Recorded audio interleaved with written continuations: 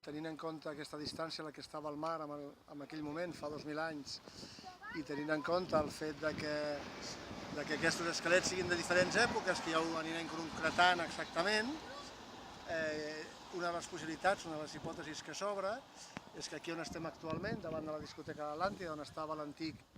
pàrquing entre la porta de la discoteca i la via del tren, sigui un espai, és un espai més extens i que podia haver estat un espai d'ocupació com a espai funerari, és a dir, que hi haguessin més cossos enterrats aquí, veient que hi ha enterraments entre finals del segle I, principis del segon i el segle IV,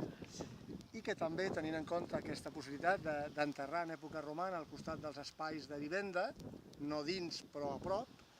que hi hagi algun jaciment arqueològic aquí no identificat dins de l'Inventari Arqueològic de Patrimoni Sitgetà.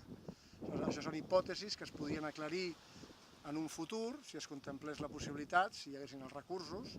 com sempre, de fet un seguit de rases, és a dir, de rebaixes amb màquina excavadora, igual que es va fer al Vinyet fa uns quants anys, i aquestes rases allargassades que cobrissin tot l'espai ens permetria confirmar o rebatre aquesta hipòtesi que ara presentem arran d'aquestes troballes. És una hipòtesi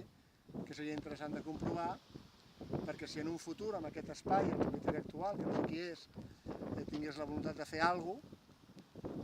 ara ja està protegit com a jaciment arqueològic el fet de trobar aquest precedent, per tant seria bo saber que hi ha al subsol, per si en un futur tant l'Ajuntament volgués fer alguna cosa com un particular, tenir constància que hi ha aquest precedent i que s'hauria de contemplar una excavació arqueològica si l'obra que es fes afectés al subsol d'aquí.